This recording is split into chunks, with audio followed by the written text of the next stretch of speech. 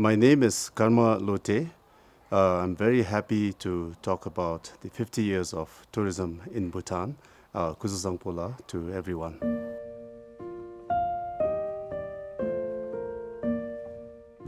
The first hotel in Bhutan, from what I heard from one of the first managers, Ausha Doji, he said there were 4 hotels. One is the Mutithang Hotel, which is this one right behind me. The other one is the Olathang Hotel in Paro. And there's one more down in town called the Bhutan Hotel, which is currently the Ministry of Information and Communication office. And then there's one in the south called the Kharbandi Hotel, because those days most of the guests came in through Bagdora in the south. As far as the design and all are concerned, is these hotels were aesthetically built in a very beautiful manner. They were all very traditional, the wood and the stone masonry and everything in a very traditional manner, and it looked very beautiful, but painstakingly with a lot of modern comforts inside. So they were, I believe, after the order was given, Dashu Setin, the then first tourism director, built the hotel in just 2 years, all these hotels, to prepare for the coronation of our fourth king. But as tourism gained momentum back in the 80s, one of the challenges that was faced by Bhutan was they built all kinds of guest houses in different dzongkhaks, and then there was shortage of skilled manpower, shortage of managers, and most of these new properties that were built had plumbing issues and a lot of heating issues and all that, besides these 4 hotels. And over and above that, the problem of food prevailed in a big way. So that is why managing expectations of the guest were very critical. You cannot overpromise and underdeliver. We had to be really careful with that. So what happened was we promoted Bhutan as an adventure destination. It was still high value, low volume. In the sense high value because we still promoted environment, spiritualism, community-based tourism and all that, and people came for that.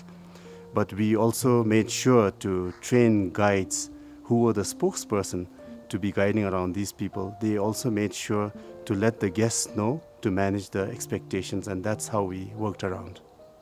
The future of tourism and hotel in Bhutan, post-COVID, we feel it's a good opportunity right now. There are a lot of things being done by Tourism Council of Bhutan and a lot of people who are making necessary infrastructures and all that.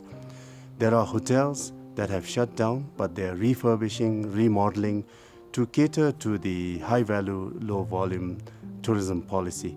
So in that respect, the future is going to be good because the hotels that are there are going to be available. There are hotels like Aman, there are Taj, there are Six Senses, and all these luxury brands are there. And there are a lot of Bhutanese players that are also getting into the luxury segment. And we feel post-COVID, while the numbers may be low in the beginning, I think the future is a bit bright because we are all catering to the policy of high value, low volume.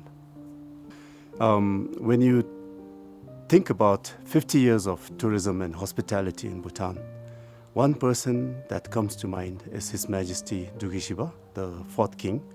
He's laid out back in 1974 itself such a very sound and timeless tourism policy of high value, low volume. And that part is not necessarily the luxury segment of it, but the protection of environment, the tradition and culture and spiritualism and all that is part of the high value tourism that we aspire to. So the foundation has been laid back in the 70s itself. So when we are celebrating this 50 years of hospitality and tourism in Bhutan, 2 individuals that we have to really thank is His Majesty the 4th King and His Majesty the King. Along with that, of course, the Royal Government of Bhutan and Tourism Council of Bhutan for making all those initiatives to keep tourism what it is supposed to be for Bhutan, which is the timeless tourism policy of high value, low volume. We cannot become complacent and dilute that. That is here to stay.